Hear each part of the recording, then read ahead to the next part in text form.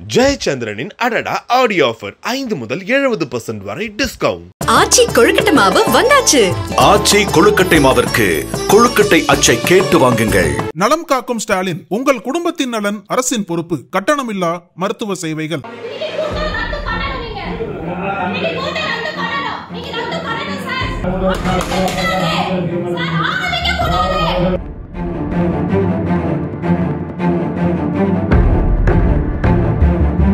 தவிப்போடும் திகிலோடும் எதிர்பார்க்கப்பட்ட தென்காசி மாவட்டத்தின் சங்கரன்கோவில் நகராட்சி சேர்மன் தேர்தலில் திமுக வெற்றி பெற்றுள்ளது. இதில் திமுகவிற்கு அதிமுக கவுன்சிலர்களே வாக்களித்த சம்பவம் ஏக ட்ரெண்டிங் ஆனதோடு அரசியல் கிளைமேட்டையும் புரட்டி போட்டுள்ளது. நகரமன்றத்தில் திமுகவின் பலம் 15, அதிமுகவின் பலம் 13 என்று கிட்டத்தட்ட சமநிலையில் இருந்ததே இந்த ஆச்சரியத்துக்கு காரணமாக பேசப்படுகிறது. பெயர் வெளியிட விரும்பாத அதிமுக கவுன்சிலர்கள் இது குறித்து நம்மிடம் விரிவாக பேசினர். முன்னாள் திமுக சேர்மன் உமா மகேஸ்வரியின் பதவி இழப்பே இதற்கு முக்கிய காரணம் என்று ஆரம்பித்தனர். மன்றத்தில் திமுகவின் பலம் 17, அதிமுகவின் பலம் 13 என்ற நிலையில் உமா மகேஸ்வரி பொறுப்பேற்ற நாள் முதல் நகர வார்டுகளின் அடிப்படை பிரச்சனைகளையோ நிவாரண பணிகளையோ மேற்கொள்ளாமல் இருந்ததால் பணிகள் முடங்கியதுடன் ஊழல் குற்றச்சாட்டுகளும் பெருகின. இதனால் வெறுப்படைந்த திமுக மற்றும் அதிமுக கவுன்சிலர்கள் இணைந்து ஜூன் 26ஆம் தேதியன்று நம்பிக்கையில்லா தீர்மானம் கொண்டு வந்தனர். இதில் 30 கவுன்சிலர்களில் 28 பேர் ஆதரவாக வாக்களிக்க உமா மகேஸ்வரி தனது சேர்மன் பதவியை இழந்தார். ஆனாலும் இதை ஏற்றுக்கொள்ளாத உமா மகேஸ்வரி உயர்நீதிமன்றத்தை அணுகினார். நீதிமன்ற உத்தரவின்படி ஜூலை 7ஆம் தேதி அன்று நடந்த மறைமுக வாக்கெடுப்பிலும் 28 கவுன்சிலர்கள் நம்பிக்கையில்லா தீர்மானத்திற்கு ஆதரவாக வாக்களிக்க அவர் மீண்டும் தனது பதவியை இழந்தார். இதனால் பதற்றமடைந்த திமுக தலைமை சேர்மன் பதவியை மீண்டும் கைப்பற்றியே ஆக வேண்டும், தவறினால் நடவடிக்கைகள் கடுமையாக இருக்கும் என மாவட்ட செயலாளர்கள் உள்ளிட்ட நிர்வாகிகளுக்கு கடும் எச்சரிக்கை விடுத்திருந்தது.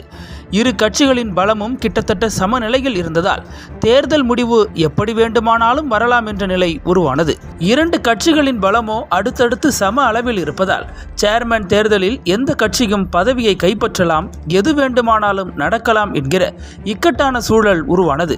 திமுகவின் மாஜி சேர்மன் மற்றும் அவரது ஆதரவாளரான கவுன்சிலர் விஜயகுமார் ஆகிய இருவரும் தேர்தலின் போது அதிமுகவுக்கு வாக்களிக்கிற சூழலும் ஏற்படலாம், அல்லது அவர்கள் தேர்தலை ஒருவேளை புறக்கணிக்கலாம். எது எப்படி இருப்பினும் 1-2 கவுன்சிலர்களை அதிமுக தன்வசம் கொண்டு வந்தால் பதவி அதிமுகவுக்கு போய்விடும் என பதறிய திமுகவினர் மன்றத்தில் அதிமுக கவுன்சிலர்களை கையாளுகிற அந்த பவர் புள்ளி தரப்பினரிடம் பேசினர். எந்த சூழலிலும் சேர்மன் பதவிக்கு தங்கள் தரப்பு வேட்பாளரை நிறுத்தக்கூடாது என்றும் அதற்குரிய பிரதிபலன்கள் பற்றியும் விரிவாகவே பேசப்பட்டதுடன் அவர்களுக்கு வேண்டியதும் செய்து தரப்பட்டுள்ளதாக கூறப்படுகிறது. மேலும் இந்த உடன்பாடு உறுதியாக இருக்க தெய்வத்தின் பேரில் வாக்குறுதியும் வாங்கப்பட்டதாக கூறப்படுகிறது. நிலைமை இப்படி இருக்க 6வது வார்டு கவுன்சிலர் கௌசல்யாவை திமுக சேர்மன் வேட்பாளராக நிறுத்தியது. தேர்தல் செலவுகளை அவரது தரப்பு ஏற்றதாக தெரிகிறது.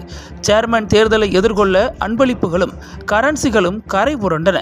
முதலில் நம்பிக்கையில்லா தீர்மானத்திற்கு ஆதரவாக கைதூக்கிய 28 கவுன்சிலர்களுக்கும் தலா 2 எல்லுடன் சுமார் 55,000 மதிப்புள்ள 55 இன்ச் LED டிவி உள்ளிட்ட கிஃப்ட்டுகள் தரப்பட்டுள்ளன. மேலும் சேர்மன் தேர்தலில் திமுகவுக்கு வாக்களித்தால் கூடுதலாக 3 லட்சம் ரூபாய் வழங்கப்படும் என உத்தரவாதமும் தரப்பட்டதாம். இதற்கிடையே சேர்மன் தேர்தலில் அதிமுக தரப்பில் வேட்பாளர் நிறுத்தப்படாததையும் அதன் பின்னணியையும் அறிந்து அதிமுக வடக்கு மாவட்ட செயலாளர் கிருஷ்ணமுரளி MLA கொந்தளிப்பில் இருந்திருக்கிறார். உடனே சங்கரன்கோவில் அதிமுக நிர்வாகிகளை கூட்டி தேர்தல் என்றால் நம் கட்சியின் பலத்தை வெளிப்படுத்தியே ஆக வேண்டும், யாரை கேட்டு வேட்பாளரை நிறுத்த மாட்டோம் என வாக்குறுதி கொடுத்தீர்கள், அதன் பின்னணியில் நடந்த அனைத்து விஷயங்களும் எனக்கு தெரியும், சேர்மன் தேர்தலில் நம் கட்சி வேட்பாளர் நிறுத்தப்பட்டே ஆக வேண்டும், அனைவரும் அவருக்கு வாக்களிக்க வேண்டும், தவறினால் கடும் நடவடிக்கை எடுக்கப்படும் என எச்சரித்திருக்கிறார் மாவட்ட செயலாளர் கிருஷ்ணமுரளி. இதனால் அதிமுக தரப்பும் பரபரப்பானது. அதிமுக வேட்பாளராக யாரை நிறுத்துவது என்பது குறித்து கட்சி நிர்வாகிகள் மற்றும் கவுன்சிலர்களிடையே ஆலோசனை நடத்தப்பட்டு வேட்பாளர் முடிவு செய்யப்பட்டார். ஆனால் அவரது விவரங்களை வேட்புமனு தாக்கல் செய்யும் வரை வெளியிடவில்லை. காரணம், வேட்பாளர் கடத்தப்படலாம் என்ற அச்சம் இருந்ததாக கூறப்படுகிறது.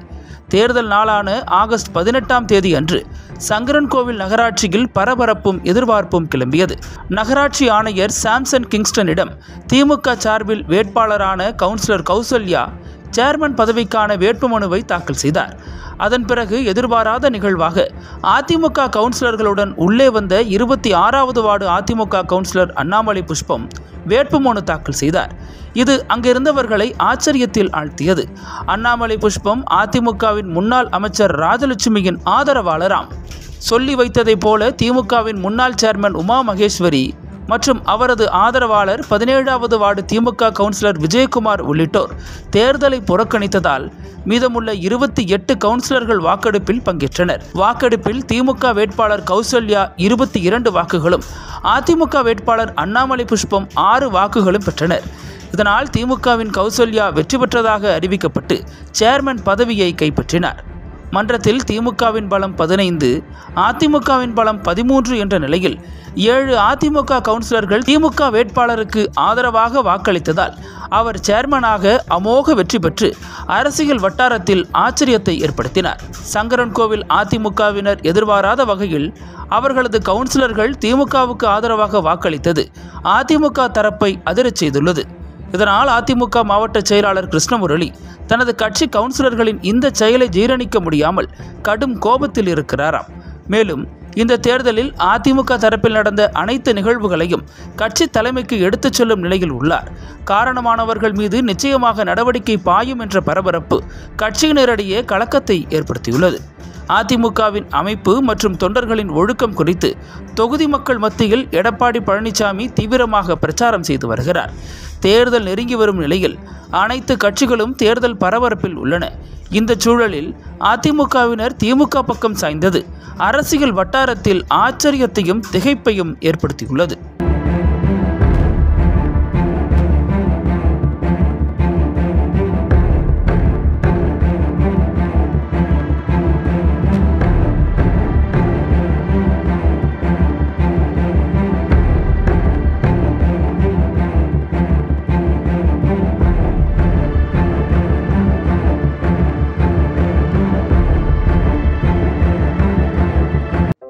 நக்கீரன் டிவிக்கு சப்ஸ்கிரைப் செய்யுங்கள்.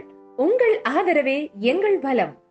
ஆசிரியர்களுக்கு நண்பனாகவும் மாணவர்களுக்கு ஆசானாகவும் திகழும் தேர்வு வழிகாட்டி.